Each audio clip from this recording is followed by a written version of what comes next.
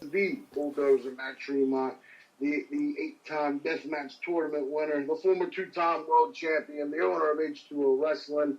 And if there is one podcast to listen to, that is the Deathmatch Russell Podcast.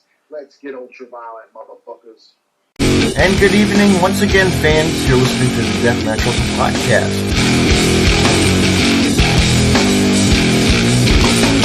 They're more than welcome to come on too anytime they want to come on. Oh man, the girls pop good like. Alright. It's a budget thing. Let's see what he's up to. Thank you, man, and thank you for giving me the time. Tune in right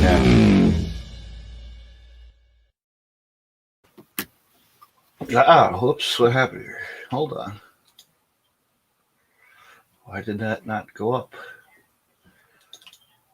Okay, there's something wrong with my problems tonight, folks. Because I did not have us in the center. That's why. Da-da-da-da-da. There we go. Now we look professional.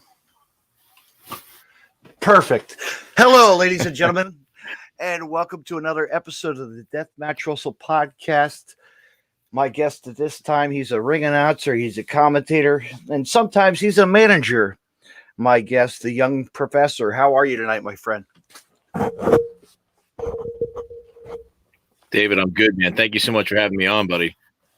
Hey, absolutely, man. It's you know what? It's been a long weekend. Took my little vacation from my Valentine's Day birthday yesterday, so I'm just enjoying myself.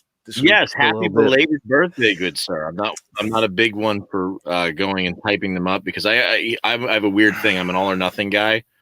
Mm-hmm. I either want to wish it to everybody all the time, and I can't do that, so I'm just going to do nobody and say them where I can. But happy belated birthday, sir. Thank you very much. Thank you very much. It was nice and quiet. Just chilled with my parents, had some sushi, some Long Trail beer from Vermont. That's it. Felt like I was at, because every year, when I turned 21 with my dad, him would always go up to Vermont. It's the slopes, and I'd be shredded on my board. But now it's like you're getting older. The bones don't work like they used to, I understand all too well. Yeah. Just like the wrestler, right? The body breaks down over time, man. That's just the way it goes. It does. So let me ask you this, Mr. I'm going to just say Mr. Young. And what got you into that term gets looser every day, by the way. Yeah. Well, you're not young, but you could be young. I used to be when I came up. I know. The thing I was, but I figure, if Ric Flair can be the Nature Boy in his mid 70s, I can milk this at least a little bit while longer. Right. What got you into the field of doing all this stuff? All this spectacular genre. Well, actually, I'm coming up on the real anniversary of me actually becoming a young professor, because that's it's not just a moniker. People come up with whatever names they come up with. That was actually just the description of me and what I did at the time. I was a college professor from the time I was 25. So I'm coming up actually on 9 years. So people can do math. They can figure out I'm not quite as young as I pretend to be. But college? I was 25 years old. College? Half my students were older than me, and I was actually in the field of exercise science. So I taught at a college called Kaiser University here in Florida, and they've got campuses all across the state. They are SACS accredited, so they're a real deal accredited college, but they operate a lot like more career oriented trade schools, in the sense that the programs we had were really geared towards specializations to people, so I worked in sports medicine, fitness technology. We were really training people to become adequate, equipped, licensed fitness professionals when they were done, not just, a fly by night personal trainer, but somebody with a little bit of actual understanding of the body and the mind and how it all works. And so I did that for about 7.5 years. And a few other stops along the way. I got furloughed in between and wound up hosting trivia I've been doing that for over 5 years now. And that's where people for years kept saying to me over and over, you sound really good, man. You sound really good on this microphone. Are you a sports guy? Like, you've got to be a sports guy. You've got to be a radio guy. And I was like, no. And eventually I was like, why not? Why am I not that guy? Why am I not doing those things? And so, long story short, kind of put it on paper to make it a reality. And living where I do in Florida, there happened to be a wrestling school about 30 minutes away. And I followed them, and they were looking for a ring announcer. And the qualifications were simple. They said, you need to be available every Saturday and can't suck. And I said, well, I know at least one of those things I can do. So hopefully I don't suck. And I went, I showed up, I got a shot, I performed well, and they asked me to keep coming back. And then we were off to the races. And so I'm a little over 3 years in the business, but in that time I have done a whole lot. I have not wasted much of that time. I've done over 200 shows, all in wrestling, MMA, boxing. I've worked in professional football with an arena football team for 2 seasons as their MC on the field. And I've gotten to work with a lot of really, truly amazing, incredible, and sometimes very well-known people along the way. And it's been awesome, man. Oh, cool. Who'd you get to work with? If you could go think back. Let's see. Recent. Actually, it's funny because wrestling has kind of followed me wherever I go. In some weird ways. Actually, like, I got to work with Alicia Fox after, like, the week after she became a WWE legend when they named her such. She was on, like, the Raw reunion episode that week, and she's from Jacksonville. Yeah. They brought her in to be a special guest at our arena football game, and they were like, oh, Professor, you're a wrestling guy, so you work with her, and you're going to interview her on the field in front of everybody. Okay. Great. You're sure, like, okay. Do that. I got a chance to be a co-host of the River City Wrestling Con 2 years ago, and we're getting ready for the next one coming up in June. And actually, I got a chance to host a lot of the panels. I worked with Tully Blanchard and Magnum TA, talking about their iconic I Quit match, which is awesome old school wrestling. If you've never gone back to see it, check it out. Always love that stuff. JJ Dillon, Barry Windham.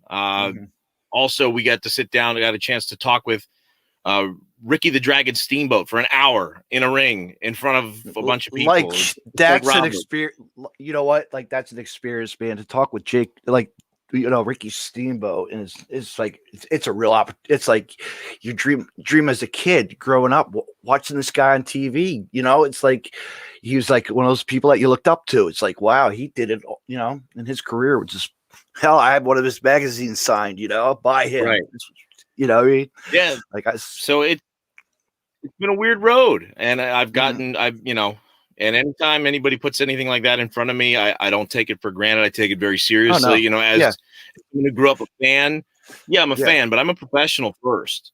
And so I want to do a good job. I want to give that person the reverence that they deserve. I want to present them in the best possible light. And I've been, I guess, good enough at my job that I've been able to do that I keep getting asked back more and more places. And so it's surreal. I mean, and not even just to interview them, but I interviewed them inside of a ring. So I stood in a ring for an hour. I went Broadway with Ricky Steamboat like he used to do with Ric Flair. And it's incredible when you think about it like that. Yeah. Yeah, because it's like nostalgia. It's just like, this is the one-on-one interview. And it's like, these people are watching me in the middle of the ring talking to this guy, and it's going to be recorded for TV or YouTube or this and that, social media, and just unbelievable. Everywhere you go, it's been very, very cool, man. I'll tell you what, being like at a convention and doing conventions are so fun. They are. I've gone to so many over the years, just to go, and it's like, it's a treat just to see what's going on with these podcasters and, these interviewers. It's really cool. Yeah. And that scene is burgeoning. We've got a lot of you guys out at different events that I'm doing, and they're getting a chance to catch up with all this great talent and feature them on their shows, but it also highlights the event. I mean, there's a lot of benefit for everybody. And so it's great to see that kind of synergy happening between the internet radio world, the podcast world, and then the live events and the conventions. It's very, very cool to see all that kind of take shape.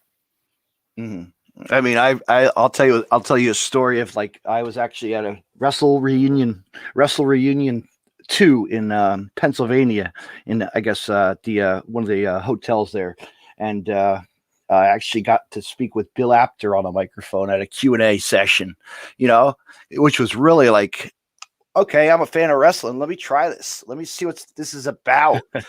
And there's Mick Foley up there on the stage with Mickey James, you know, and I'm like, all right, what can I throw together really quick? Hey, Mick, what was it like, you know, falling off the cage and Hell in a Cell versus the Undertaker? He was scared shitless, you know. He was scared shitless.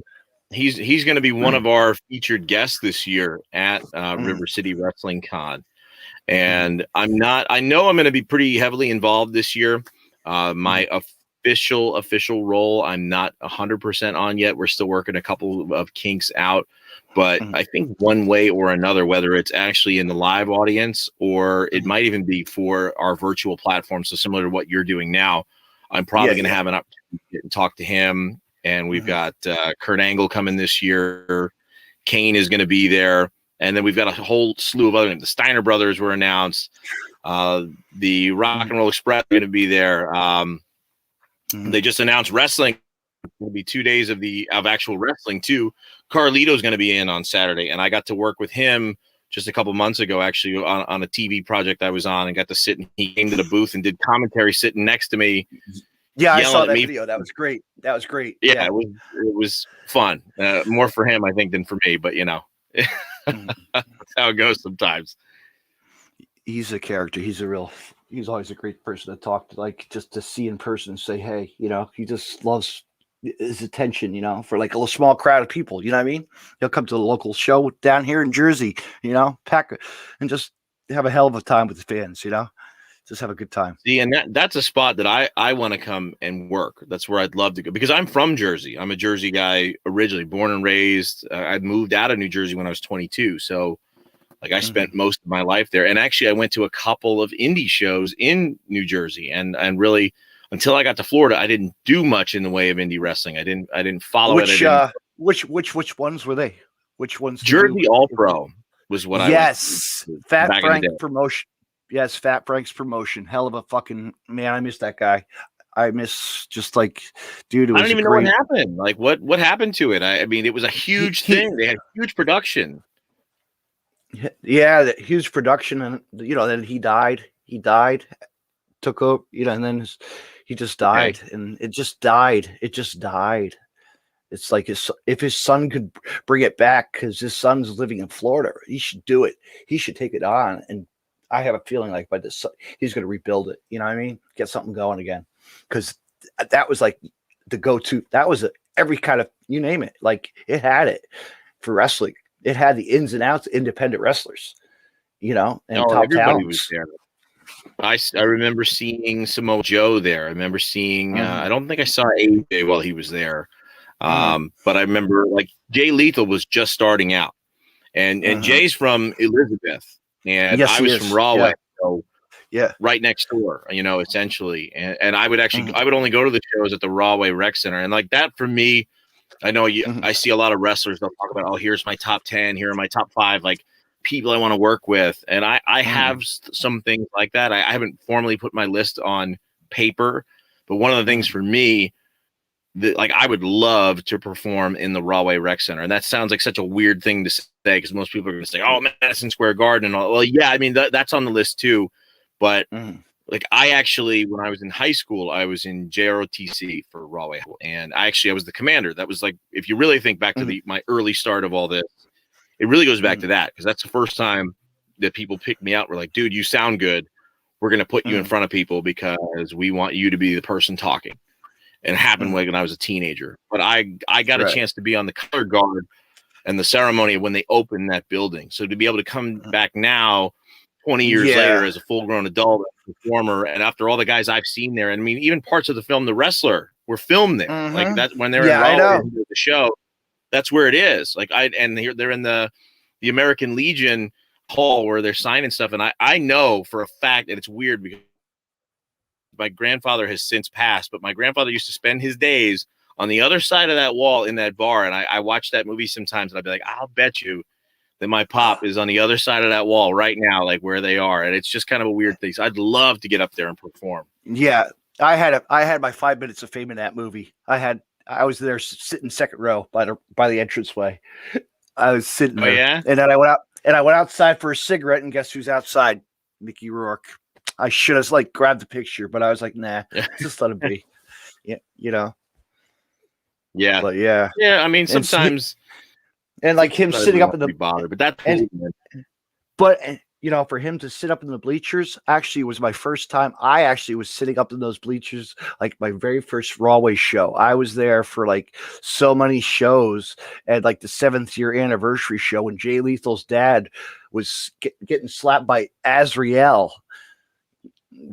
And Jay Lethal had their ladder match. Like I'm like sitting right behind them, you know, like, oh shit, this happened right in front of me. I'm right in front of them. Like, and I was talking, his dad was so cool. Jay's dad was a great man, you know. And then I got to be the fan who got hooked up and got the front row finally, you know, and my friends. And I was like, let me get the front row finally, you know. And we used to have a message board.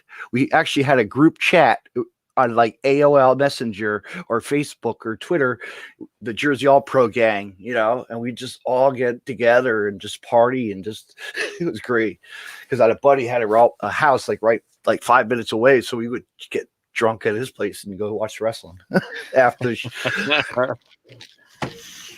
Yeah, I loved it, man. I grew up there. I grew up in Rahway, and you know, for better or for worse, I graduated Rahway High School, and right. You know, the last Jersey All Pro show I went to, I didn't go to a whole lot. I went to a couple when I was still like a teenager, maybe around 20, and then I went back for my 10-year anniversary or my 10-year reunion, and they were still running. And I went, and they had so many names there. So like guys that were just like Diamond Dallas Page was there. He came in and diamond cut somebody on that show. It was like right around Halloween. It was like the day before Halloween or something. Booker T was there. He got in the ring and did a spin-a-rooney. He did a little spot. And him and Stevie Ray was a big deal. That was the first time they'd been seen together as Harlem Heat. Like they didn't wrestle, actually, Jay Lethal and him had a very good match at Jersey at the Rawway Rec Center. Yeah, it was a good respect match. It was like, come on, you don't get that. I've seen like young Sanjay Dutt to, you know, I've seen Roderick Strong. I've seen them all. I saw them all as like just before they got all famous, you know. Right. Steve Mack, and Monster Mack and Dan Moff. They're still doing it. They're still doing their thing, man. They're doing. Mack is our champion right now for Titan Championship Wrestling. So shout out to him. You know. It's just cool to see that journey. And I'm, you know, I haven't been around very long in terms of my involvement doing it, you know, if you look at just timeline wise, but I've been pretty involved in that amount of time, like very, very involved as a matter of fact. But I'm starting to see all that now. Like there's so many guys and girls that I have had opportunities to work with a couple of years ago, or even recently, that are getting picked up and signed, and they're on AEW every week, or they're on Dark, like Kylan King and Skylar Moore. I think like they're within their first, I think their second or third match ever. I'll tell you what, Skylar is fantastic. She was like one of our first time I saw her was at a local promotion. It was like they called it like standalone wrestling. Like she was our champion. Like she was a hell of a.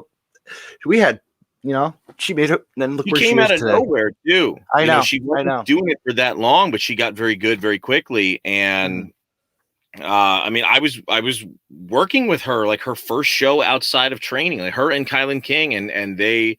I watched the two of them kind of start. I just worked with Kylan about a month ago and was like, I can't believe like where you're at with all this. It's great. I mean, not that I can't believe it based on her ability. She impressed me right out of the gate.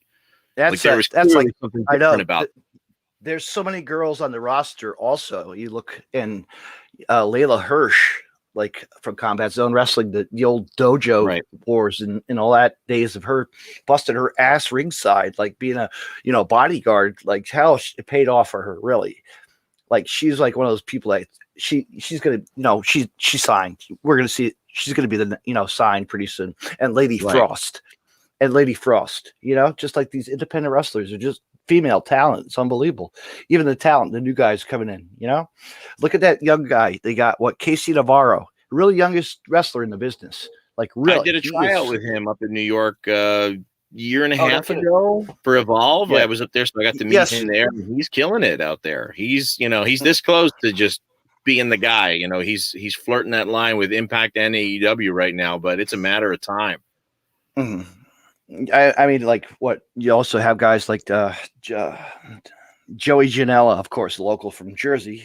I mean, Right. and you got the shark muscle sharks, Gipke. Those guys I used to watch wrestle as a local indie crappy promotion, like Right. like a local shitty carny show wrestling, but they made it big, man. You know. That's where you get your reps. That's where you But do. then, That's where you do your work. And then it's like you see like DeMarco stunts to where he actually, you look back at his career before, Mid-South, IWA Mid-South, and all the territory he has been, game changer wrestling. He got picked up the first night of Lost in New York. Come on, he out of the crowd doing it to KTB. There's another guy that he will be is going to be a person to be reckoned with on the scene. It's amazing. It's just amazing, to see what these guys are going to do with it. It's timing, You live in a good spot where you're getting to see all those guys too. I mean, it's probably been a weird deal for you. I mean, because I know everything's I don't go out as much as I watch a lot on the TV nowadays. I'm till I feel it's time, I'll go back. I haven't been to a show probably since I went to H2O, and gosh, when Matt had his last match almost,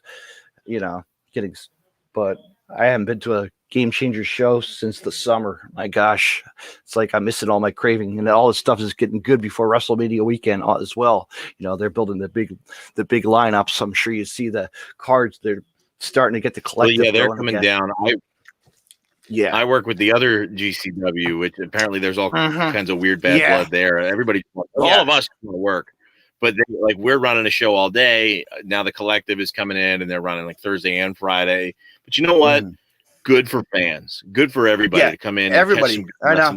Great talent, great shows. Everybody's going to be putting on their best stuff, trying to get seen and showcased. And there's going to be so much good footage coming out of there. Plus, now you got a 2-day WrestleMania.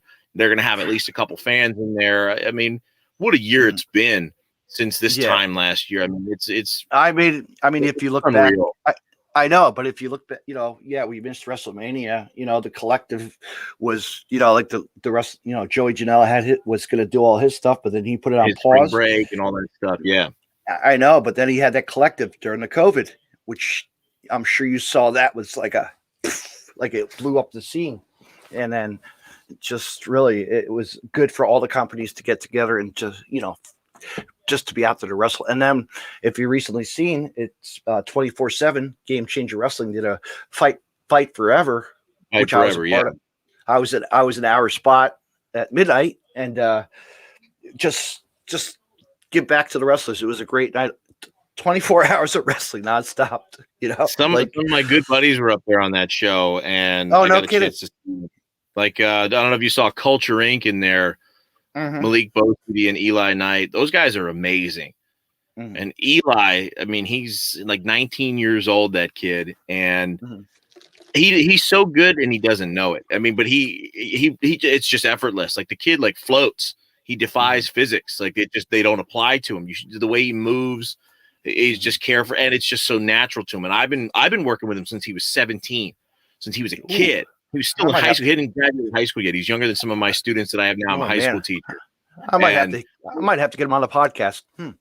I mean, they're great guys. Like Culture Inc. is a whole stable. It's the primary tag team is Malik and Eli, and Malik is one of my favorite people that I've met in all of this, in all my time in wrestling. Just such a good dude.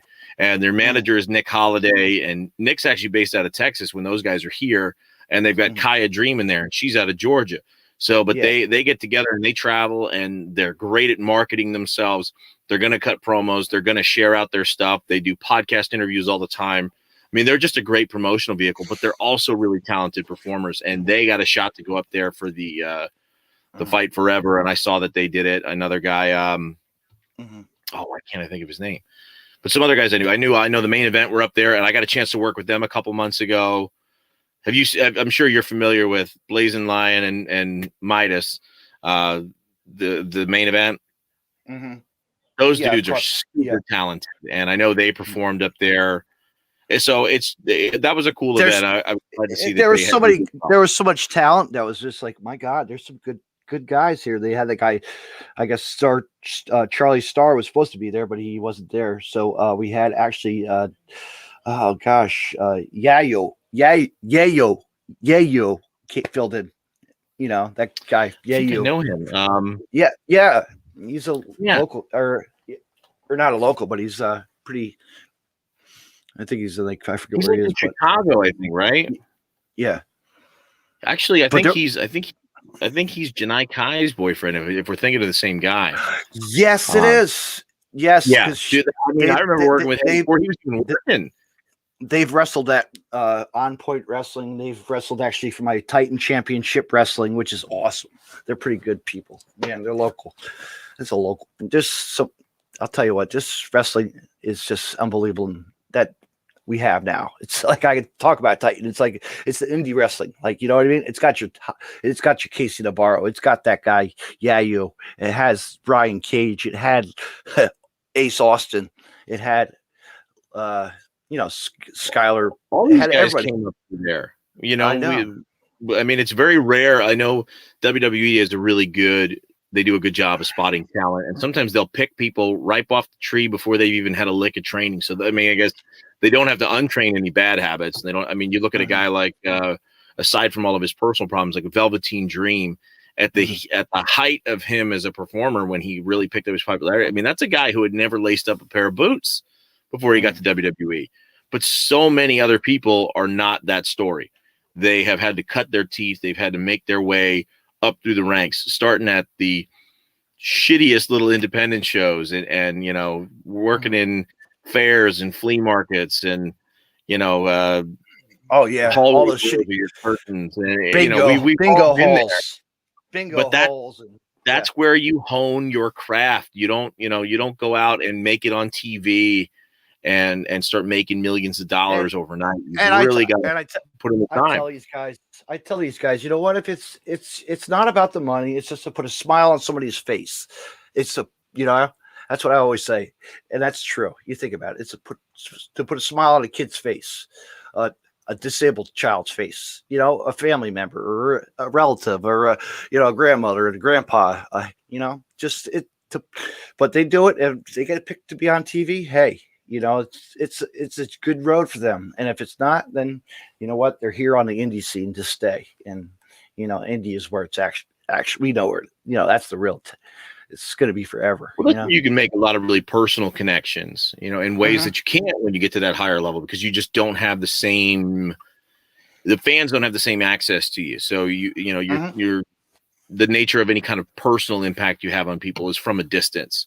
Whereas on the indie scene, especially if you've got a good show, a good promotion that runs regularly, and you've got fans that like are ride or die type fans that just come out to every show and they really follow it and they bring their kids. Like before I started doing it, being here where I am in Florida, we were so lucky. And I think it really hurt the indies for a long time, down the street, essentially. The Performance Center is in Orlando. I'm an hour and a half from there right now. And the little independent house shows that they would do for NXT, like we would go every week, my family and I. And I have a huge family. There's 6 of us. So it's expensive to go places. But tickets to go there are $10. Like indie shows are more expensive. But I'm seeing Adam Cole. Yeah. I'm seeing Drew McIntyre. I'm seeing, hey, look, Cesaro showed up tonight. Hey, look, Kevin seeing Steve's Charlotte here. when she was still there. Yeah. Oh, like no. And for $10, we're seeing, and the production is just incredible. And I mean, we'd be in Daytona one week, in St. Augustine the next, then we go to Orlando, then we go to Jacksonville, and my kids. And so, like my daughter in particular, Lily is 6 now, but she like fell in love with Liv Morgan from when she was 2, and like we did like a whole like Liv like birthday thing for her 3rd birthday, and Liv actually did the meet and greet, so and like came out, and like Bret Hart in the middle of the show came out, and like she had her hat that was in all her promo for, like it's not like she made a bunch of these, took it off her head and put it on my daughter's head in the crowd. And this, I wasn't even a worker or involved at all at this point, and just you see the joy that brings little kids and families and stuff. And I know it's WWE, but those house shows feel like indie shows. They do sometimes, man. And yeah, You get the treatment. You get the treatment. Like They're I remember going small. to They're in the same, like I performed in some of the same venues that they would run their shows in. So like they're not like putting a house show in like the Ocean Center in Daytona, which is where they had Bash at the Beach, where like WWE will do house shows there. They're small, intimate atmospheres, and like you could really mix it up and interact with them. But that's when I kind of started to see too that you go to some of these indie shows, especially the ones that have big followings. You see that. You see like kids and fans like really just invest themselves fully in a wrestler or in a performer that they love. And that performer can really have a chance to interact and make an impact on their life. And it really is incredible to watch. People don't give wrestling the credit it deserves for being able to do that for families and for people. Right. Yeah. One of my buddies actually lives right in Daytona. I'm sure. He's a podcaster as well as me, and he's wrestling too here and there in the area. Is he on your Podcast City network? Yes, Mr. Everett Lee. I've spoken with Everett before. I never did his show. Oh my God! Actually, I'll get you in contact with him after this show. Yeah, do it. I feel like he hasn't been as actively. I feel like I haven't seen much of his stuff lately, but he's been. Actually, I've been on a show a couple of years ago, right after I first started, that I think is on your same network of podcasters. The Super Radio Brothers aren't they on there? Yes, they are. You go way back in the archives. I think that's like the first podcast I ever really did. And they actually film it, or not film it. They actually record it in the recording studio here in Flagler County in Florida. Oh, wow. So that's pretty cool. So I know those guys too. It's a small world of podcasters, because you know what? There's a guy that does one that's called Scott and Todd, and Todd's actually from Jersey. I never met the dude, but he knows one of my friends. Wrestling. Like I should talk. I remember Scott and Todd in the morning. Like they had a morning show up by you. Mm-hmm. It was on like DHA or something. I guess. Or, WLPJ. I don't remember all the call letters, but But isn't it crazy? But yeah, my friend Everett really, he's still doing it. He's active still. He has his own podcast and does other things as well, but I won't mention on camera. Right. Well, he used to come to some of my shows. He used to come to Go Wrestle, where I was, that's where I got my start. Yes, I think that's where he's told me he's seen a whole bunch of people sometimes. Right. Go wrestle. Because he would actually a lot of people come through there. Mm-hmm. Yeah, that's where Kylan and Skylar, where we were talking earlier, it was at Go Wrestle. That was where they were cutting their teeth, kind of learning how to work in front of a crowd and perform and all that good stuff. That's so cool. It's so cool. But I'll get you in contact after the show. Definitely. Sure thing. Because I think he wants to. Yeah, he's setting to get a podcast. He loves to get new guests on again, get it going again. You know what I mean? Well, he and I have talked before, and I guess it's one of those things where we never put it together. But I'll tell you what, one of the side effects of this past year has been it has forced everybody to figure out how to do this thing remotely and effectively, efficiently. Whereas before, it'd be like, oh, well, you have to come here. And I'm like, when do I have 40 minutes to go down to like where you are in South Daytona? And like, because I work like 3 nights a week for trivia. I work every day up early in the morning to teach. I work all weekend doing events. Like, so finding time for stuff is hard. But dude, I'm in my closet. I'm surrounded by my wardrobe, and I'm getting to do this with you, and it's going to sound good. And I'm in my bedroom. Hey, I'll write in my bed. I'll write in my bedroom. Come on, that's it, man. You do what you got to do, but it's nice because it makes this more accessible for everybody. It does. And Zoom is so pain in the neck. I can't stand that. That's why I got this program. This program goes right to Twitter, YouTube, you name it. I'm like, this is 1, 2, 3. You should look. This is great stuff. It's called StreamYard. It's like I paid $200 a few times with a few folks in the past year. It's like an easy platform. I have no complaints, and I work with. I've had help from the staff from them, because they have like a forum, which they do a live thing at night. Well, it's nice. You got good little graphics and stuff moving back and forth. You got you got all your sponsors listed down below. I see you got Collar and Elbow down there. All the platforms they can hear it. Got some love for. Here it is. Everything's all reversed. The Podcast City Network is down there. So it's a pretty cool little setup you got.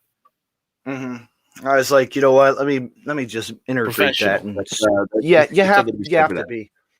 You have to be professional, like a nice microphone. I think so. Cheap mic. Come on. Everything off of Amazon. Come on. and Five Below lights. Come on, Dude. Amazon makes the world easier in every way. I am excited because I just actually purchased. I'm going to get rid of this design. I actually got the tombstone, just the tombstone. I have it on. I ordered on Cafe Press, like a sheet. It's just going to be right on the back of there. It's going to look sharp. Throw something else out. I know, mix it up. Well, I've been doing so much in this in my closet, and I'm throwing ideas of doing my own, because again, it's one of those things people tell you to do radio, to do your own show. It's just a matter of finding the time. Like I could record something, I just don't think I'd have time to produce it the way that I'd want. We'll see, but I'm in my closet, which I don't mind. It's not the most professional look. I mean, I threw my t-shirts and my merch up. But the other thing too, I'm really well regarded and well known for the way that I dress, both for my trivia shows and for my wrestling shows. So I thought there's something kind of cool about having all of my gear. I was going to say you're multicolored with all your attire that you always wear to the ring, which is really cool. That's something that has evolved over time, and not everybody likes it. There are people that throw some significant shit. Other ring announcers, really, some of them will talk a lot of shit about the fact that I dress that way, and like a lot of people are very butthurt. I'm sure my buddy Larry Legend wouldn't mind, because he's, he loves wearing. I tell you what, it's funny you say that, because I didn't even know Larry until, and I haven't met him directly, but I didn't even really know him. I didn't follow the stuff that he did, even in Ring of Honor. I've never really been a Ring of Honor watcher. It just wasn't as accessible for me for whatever reason. But in something I saw a few weeks ago, people mentioned Larry, and I spotted him. And I started following, and Larry reached out to me privately and complimented me. Like, I see you out there doing what you do. I was like, dude, I love the way you're dressing. Like, keep doing what you do. And I was like, I said, that's the guy to ask. I mean, you seem to know a thing or two about what I'm trying to do here. So I mean, he's a Hall of Famer. Come on, CZW Hall of Famer. CZW, and a Price is Right contestant. If you ever seen that video, I saw something like, again, I only started following him maybe a couple weeks ago. I want to say within the last month, and I'm starting to see all that stuff pop up. I'm like, look at this guy. That's who I need to be looking at, because I didn't know he was out there doing it. I'll send you that clip. I'll send you that YouTube clip. Yeah, no, that's great. With Drew. It's great. Like he was excited. His full, in his full ring attire, like his whole Larry Legend get up. No, he wasn't actually. T-shirt in a woolly. Wow. And then good for him. Making that work. I know. Just but keep him busy, man. He's one of those guys that's never stops. I mean, he's really involved with the ICW, which is awesome. No holds barred. It's really kicking ass, and it's actually up your way, kind of in Florida. Well, I'll tell you what I really liked about that, the fact that you reached out, is I was kind of surprised, because this is something a lot of people probably don't realize about this side of the industry. It's not the most flashy or the most exciting part of any show. It's one of those things, like I have said, like when it comes to commentary and ring announcing, commentary doesn't make a show, or same thing with ring announcing. It doesn't make a show, but the wrong or something bad can break a show. I think that's very much the case. It's one of those things where if that sucks, okay, your whole here we go. Sucks. Here's where my questions come up. Here's what I give you the questions. Worst heckling experience at a show. Worst experience or bad experience. Somebody or your mic doesn't work, or it's just okay. Heckling doesn't usually get to me, because a lot of people will start immediately catcalling at my. It's usually my shoes that they'll start, and I'll kind of give them a little wink or a nod, or I'll pause and kind of let it soak in. And I'm good about knowing when cameras are on or off, or when we're in a break, that I can kind of say something to somebody, and not to, but like the crowd enjoys that personal interaction. So I don't like the heckling doesn't usually bug me. More people are into what I'm doing than anything else. I've been fortunate in that regard. But there was a night microphone that's doesn't work. that happens. I mean, but Yes. I'm used to that because I can solve those problems too. I like being a DJ and a host and a tribute. Like if something's broken or something, I know how to fix it. So like I don't have to wait for some sound guy, and I'm sitting there like, sorry everybody, I don't know what to do. Like I'm a doer and a mover and a shaker.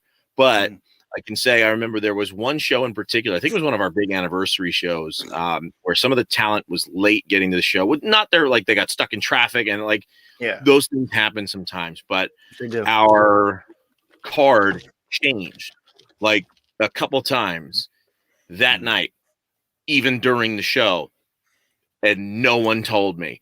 And like, and I like.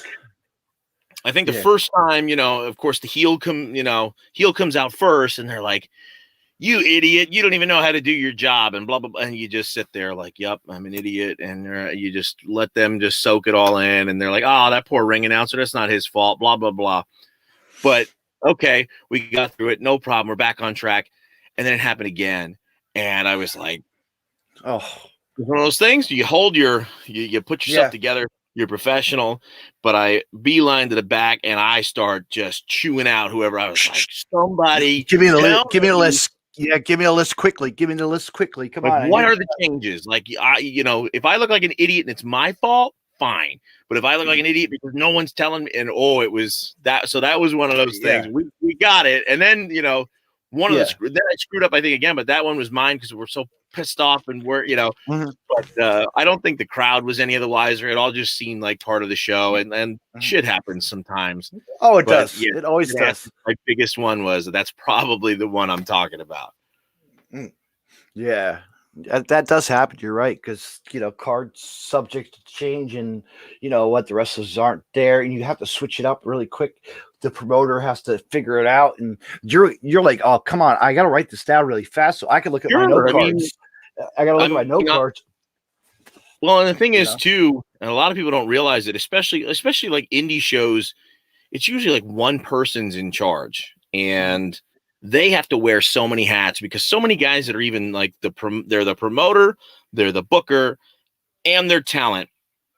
So they're wearing a million hats. They're trying to keep all the production flowing. They're trying to book the matches. They're trying to work and agent some of the talent. They're trying to put their own match together. And so sometimes, and because look, and it's not even their fault. It's not even like an ego thing a lot. I think a lot of the time is like people are not dependable enough for you to count on them. They're not. It's not like you got a big budget where you can pay someone to come in either. So you're kind of stuck in that role. But the problem is that when these kinds of things happen, when there's a lot of changes, not everyone thinks about all the people that should be informed. And like a ring announcer needs to know, your timekeepers need to know, especially your bell staff. If you don't have earpieces and all, which let's face it, most companies don't. The ones with a lot of money do, but a lot of them don't. So there's not a lot of go back and forth between. So you're not necessarily getting the information out to everyone. And, even the ring announcer who's there, like you're kind of like you're a performer for the fans, but you're also the liaison to production and moving things back and forth. So you're playing behind the scenes and in front of the scenes at all times. Do you prefer this? Do you prefer this or no piece of paper still? As if it's communication, you can give it to me on the phone. Really? Like when you're in the middle of the ring. Like if I'm in the middle of the ring, I'm using. Actually, I don't have them on me, but I can show you this. I have. I got note cards printed up. Yeah, right. With my logo on it that say announcer, the young professor, and I have both sides. I modeled them after some MMA cards that I've done, and I just a lot of. I mean, I used to actually do what a lot of ring announcers do, and that's like the no look. So, but I'm not very good at memorizing everything. I also really haven't had to.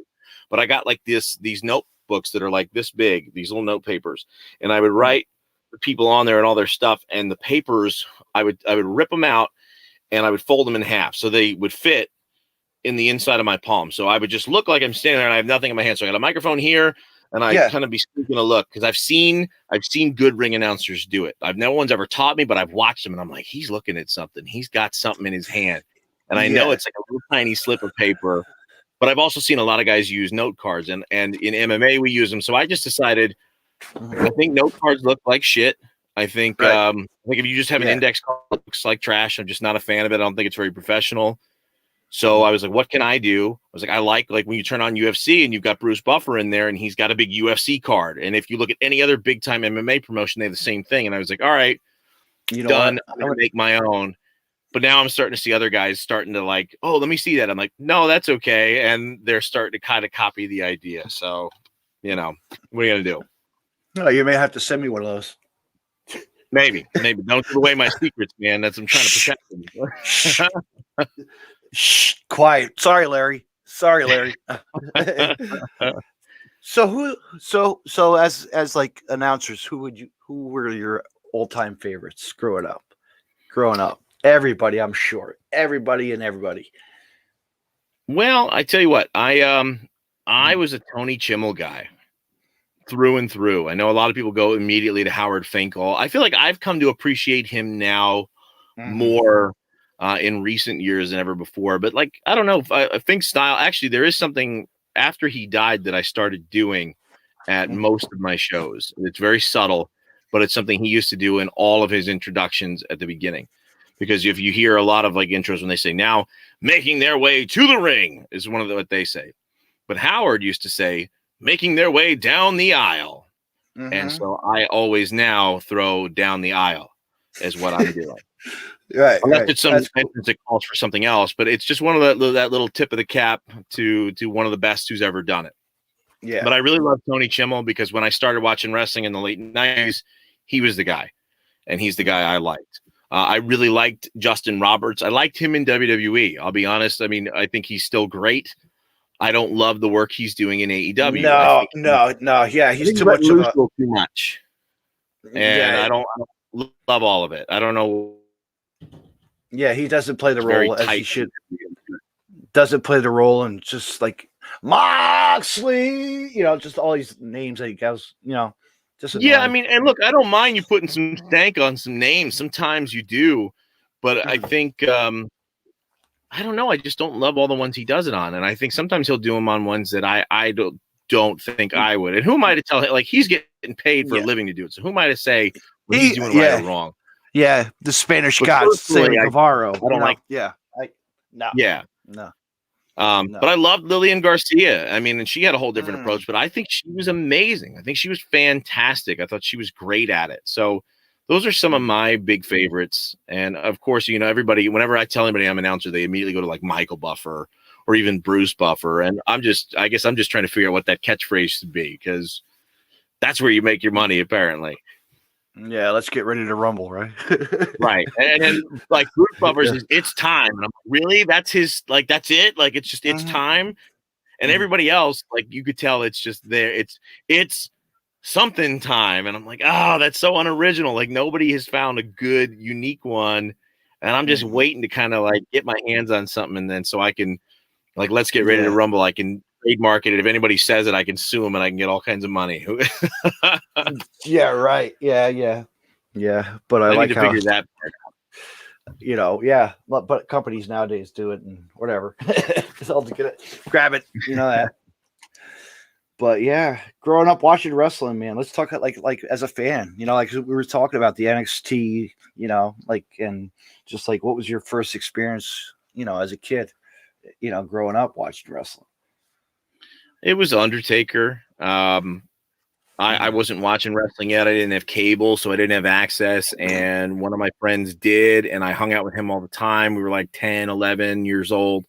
And he would tell me when we were hanging out playing, like, all this stuff about the Undertaker and all these. And that was when, like, the story started getting really crazy with him and Paul Bearer. And Mankind came in and buried a live match. And you're like, and then he buried him, and then his hand stuck out. And I was like, what the hell are you watching? That sounds amazing.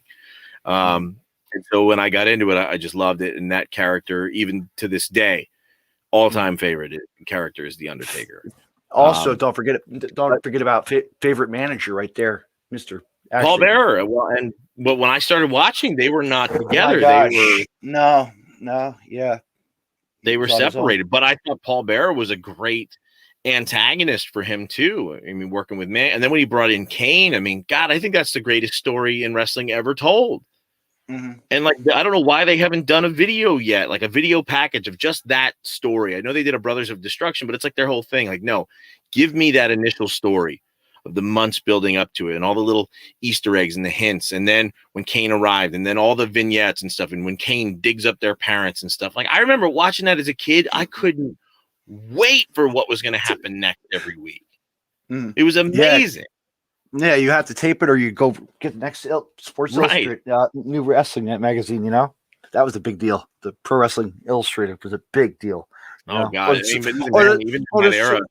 Or the subscriptions. Remember the subscriptions? Right. I used to have the original WWF subscription.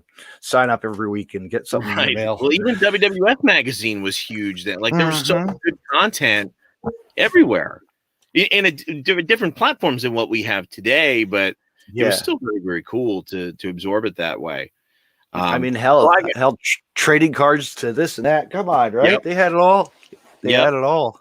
I still pick up some of those cards for my kids and stuff, and they enjoy that sometimes. Yeah, it's amazing what's on the market these days. You know, as a fan of wrestling, you pick up whatever you could get. You know, you get authentic belts. You can get, gosh, I mean, I was buying Bootio cereal and eating it. I never bought that. I never did buy it. I never did buy it. I just. Worst $13 you'll ever spend. Probably. It was cool though. I don't know. I liked it. Like it was like Lucky Charms, just very, very, very remarkably expensive Lucky Charms that you can only get at FYE. Yeah, it's like the bubbly, right? It's like the bubbly. You got to order it. You got to order it. I think he sold out of that though, right? Like that's brilliant marketing. That's. Yeah, that's like the Rock. I think I just heard the Rock even has a tequila. I didn't realize. Shit. he's like a business partner on a brand of tequila. A lot of actors and celebrities do it, and the Rock has so much money. Why not? Yeah, and I know. Look at that. He's gonna have that. That's actually going to be interesting to see what that show's going to be on. Coming up pretty soon. The Rock. Yeah, within the next couple of weeks, right? Is it this week that comes out? I don't know. Or next week. I don't know. I may have to check it out. I'm not a big network TV guy, but no, just to see that. Yeah. Just to watch to see who's actually in it to play the parts. And what they tell you online is like some actors and just we'll see what it is. Be interesting, you know. The Rock's career as a young kid, you know. I mean, he's an interesting enough guy. So I imagine it'll have some legs. Maybe at least a couple seasons. Yeah, we'll see how. It'll be no Big Show, but now I've been throwing this question to a lot of people, and have you watched Cobra Kai? Oh my God, yes, all 3 seasons. Okay. I've been throwing this idea. I've been throwing this to a lot of people lately as a question. If you were to have the wrestlers as the roles, who would it be? Who as the roles of all the people in Cobra Kai? Yeah, isn't that cool? Like John Moxley. John Moxley is Johnny. Think about that. Do they have to be alive? Do they have to be as old as they are? I mean, that's my next question. If we're going fiction, we could go anywhere. Let's go like whatever. You pick. Piper would be a good Johnny. But then if they could paint it, because Piper was always such a, like, you saw him, you're like, that's a bad guy. But like what Cobra Kai does a good job of is turn those tables and say, maybe he wasn't such a bad guy. Maybe the other, and then you look at maybe like Piper and Hogan and you look at that and maybe look at alternate sides of that, babyface, red and yellow Hulkamania Hogan was actually a scumbag and he took his girl and he did all this stuff and you kind of switch there. Yeah. So I feel like if you toss it way back, that would be a good, interesting little fun dynamic if you could ever recast it and paint that story in that way. Let's see. Who would be Daniel? That's what I'm saying. Hogan could be LaRusso. Yeah. The Hogan, shiny golden boy. And also, who would be Miyagi, Mr. Fuji? Miyagi. Oh gosh, Mr. who would have been Fuji. Hogan's mentor, Freddie Blassie or something. I could have seen Mr. Fuji doing Yeah, that. well, I mean, for obvious reasons, but I don't know that they ever worked together. Fuji could be like John Kreese or something. And now, if you had to pick from like this era now, you know, like John Moxley would be you like Johnny Moxley. Yeah. It could be on the indie scene too. It could be on indie too. There you go. Yeah, but I mean, I kind of want someone that everyone thinks is already kind of a bad guy a lot, but maybe you paint it in a picture where maybe they're not. Maybe they're just kind of misunderstood. I'm trying to think who fits that role. I mean, maybe an Orton. You do like an Orton Triple H kind of thing, because they, especially when they would feud, it seemed always like most of the time Orton was the heel. Does your show? Does your trivia show do wrestling or no? It we dabble occasionally, but you really, know, the audience doesn't cross over entirely. This would be a good one. You know, like, isn't that creative? It really is. Yeah, steal my gimmick. Our format's kind of strict and settled in, but I don't mind I'll throw in wrestling music entrances and all kinds of stuff sometimes. Hey, who would come out to this? And there'll be a couple wrestling fans in the audience, and they'll remember. And then of course, actually one of the things I do, it's out in my car, but I have a custom championship belt that I had done with this logo on there, with this particular Young Professor logo, and I call it the Best in Class Championship. And whenever the team wins at the end of the night, I let them all take photos with it, and I can use that for marketing and branding. But what's cool is because for most normal people, they've never seen a championship belt in real life before, and they just go crazy. That's so cool. I know.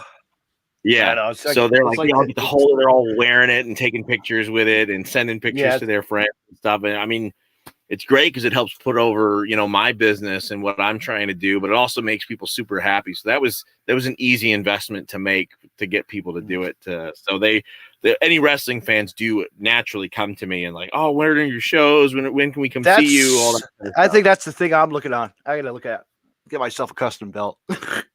So anybody wants to help? If you got a reason to use it for something, they're not too bad. I mean, it's not like it's a crazy, beautiful, super custom. It's one of those mirror belts from Undisputed Belts. I think they run like $150 to $175. So it's you know, a little bit of money, but not crazy. And you can get pretty much whatever you want on them. You know, they fingerprint very easily, I'll tell you that. But otherwise, you know, if you want something simple that you have in the background or your logo, your Tombstone logo on, get it. Exactly. And, you know, it's easy to do. I know. That's what I was thinking with a little barbed wire. There you go. Yeah, get like a hardcore title. The old hardcore title. You know what? The funny thing is, I work in garbage. Okay. So I find people used to throw out their crap. So I found a couple wrestler toys, and I find belts. Some just pissed off mother that's clearing out the poor kid's closet. You don't play with this shit anymore. But I do have a metal steel chair from WWE SummerSlam with Mick Foley on it. One of my guys saved it. A guy had it in his garage and gave it to me. It was old. You know, it's ripped up. Chairs from shows. You've probably been to some. I remember going to some Jersey All Pro shows where after the show, after Balls Mahoney would like blast the shit out of somebody with a steel chair, or himself, and then he would sign and sell off the chair at the end. Actually, I have one. My actual chair is historic. I do have a Balls Mahoney signed chair from him way back in his days when he wrestled at Phoenix Championship Wrestling. Locked and loaded. Locked and loaded. The whole thing. There you go. He did. Isn't that great? At least that one's nice and it's airbrushed and all that. He was just selling, you know, when I remember seeing him, and it was just a friggin' chair. Just signed his name on there. But good for him. Can't knock the hustle, man. I don't knock anybody's hustle. It wasn't cheap, but I got, I think it was like $60 I paid for it. I don't remember. Yep. There you go. Yeah. Phoenix Championship Wrestling was another in the mid 90s, was a really launched a lot of indie careers. Balls Mahoney came in a lot, and Carino and Samoa Joe, of course, the Christopher Daniels to the Frankie Kazarian to Malice, aka the Wall. You know, like just the list would go on and on. AJ Styles, a young AJ. It was crazy. It was crazy. But the funny thing is, with that promotion, his brother was Nova, Supernova from ECW, Right? And he ran his training school in my town, the Iron Mike Sharp Wrestling School. How crazy is that? Like I'd go watch X-Pac as the 1-2-3 Kid and Classy Freddie Blassie walking around, Sergeant Slaughter, and just all these other characters, you know? Right. At a young age for $5. That's so cool. What's crazy to me, I did a podcast about a month ago that had a unique format. The guy that's the host would bring on two people and he'd interview them simultaneously. And got a chance. He brought me on and Joel Gertner. And so just getting the chance to hear him tell some of his stories from indie. And really the biggest thing that stood out to me in terms of when he was talking about the indies and talking about what he got paid is like the money he was talking about is literally like the same exact money guys are getting paid today. And this was like pre-95. So you're looking at almost 30 years ago. And the market in terms of like if you're a performer, barely the needle is barely moved at all, and that's just it's just wild. Like I wish wrestling was more profitable. They could put more money in all these guys' pockets and stuff. Because if he's talking numbers 30 years ago, the same numbers like money that same amount of money 30 years ago did get you at least a little bit further. It certainly bought more gas than it does now. And you're getting paid that same amount, and you're driving probably further to go to shows, and I don't know, just it's crazy. The world is not the wrestling world is not evolved enough, it seems, at least at the independent level. Absolutely. You know what?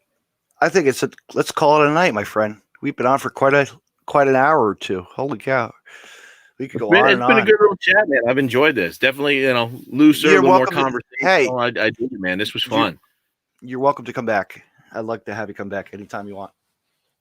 You let me know, man. And if there's anybody you want to talk to, I got a good network of guys. I'd be happy to hook you up. And, talk to the guys in Culture Inc. They're great guys, and they'd be good guests as well.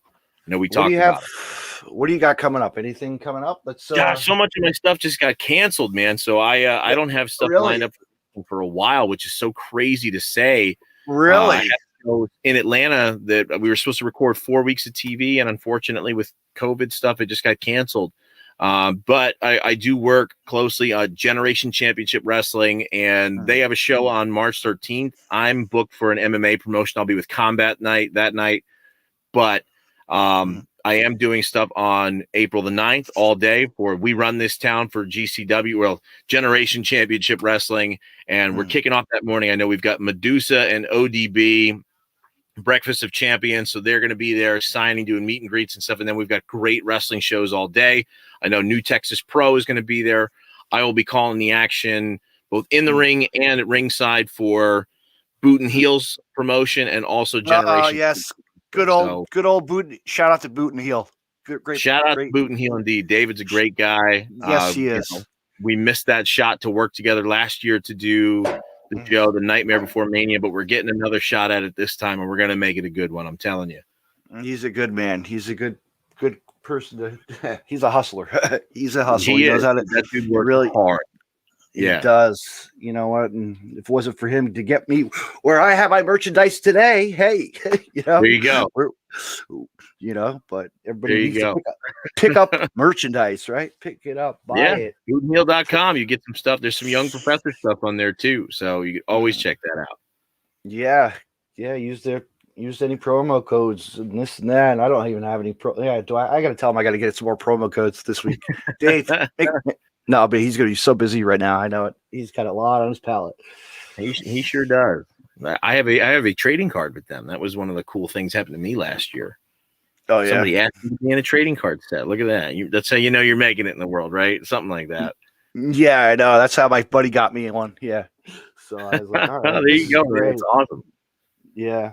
But I want to say thank you for coming on the podcast, and feel free to just plug your social media because it's right there in front of us. Yeah, guys, check me out. Of course, the Young Professor on Facebook, over on Twitter. You can catch me at Young Professor G, and on Instagram, it's at MG the Young Professor. I'm on YouTube. I'm everywhere. Who knows? I might be in your living room. Who cares? I'll be, you tune in, you start typing Professor, you're going to find me someplace. But David, thank you for having me on, man. I appreciate you, brother. Absolutely. But what's David got in store for this week as well, too? Man, I got some podcasts coming up with some good guests as well this week. Who you got coming on this week? Actually, I got on Tuesday night at 8 p.m. I'm going to be talking to a luchador guy in a mask. Some guy named Josh Movado will be on the podcast. Okay, there you go. And on Thursday night, I will be having the international talent come on. I'm going to have Blanco Loco and the Dream Girl Ellie. Yes, the Dream Girl Ellie, who has been seen on AEW Dark and much, much more. And I'm looking forward to that. And stay tuned for March 7th. I'm going to have a really good one. He's going to be taping this week, actually, for AEW Dark. He's going to be Sage Scott is going to be on a podcast. Oh man, you all guys I know and have worked with, awesome people. Oh really? International superstars. I've worked with Sage Scott. Yes. There'll be some good guests. There'll be some very good guests. Ask Sage Scott. You write this down, all right? This is something you want to ask him. Ask him how he feels about Aaron Nova and whether or not he considers himself a cruiserweight. And I think you'll have plenty of content on your show. Cool. I appreciate that. I will. No problem. I'll get that later, or you can text that to me. But thank you for coming on. Let's do this again after March. How's that? March? Absolutely, bro. Sounds like a plan. Thank you. Absolutely. Have a good night. And everybody, You too. thank everybody for listening, and have a good night, everybody.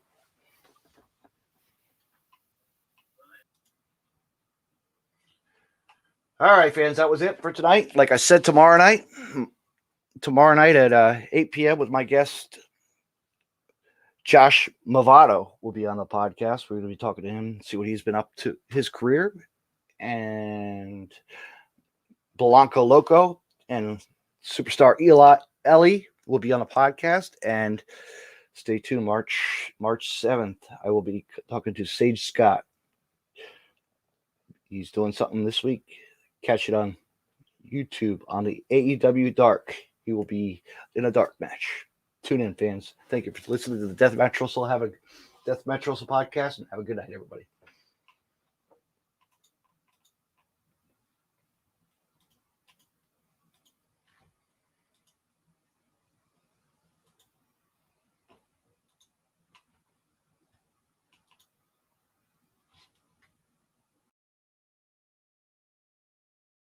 You can find more Deathmatch Russell podcasts on the following social media: DeathmatchRussell.com, follow on Twitter at DavidNJ32, and on Facebook, Facebook.com/DJDaveNJ32. Find me on Podcast City Network at PodcastCity.net, Facebook.com/Podcast City Network. Hit the like button and share, and on Twitter at PodcastCityNet. You can hear Deathmatch Russell podcast on Stitcher Radio and on iTunes. Hey, wrestling fans, check out BootandHeel.com for all your independent wrestlers, apparel, and more.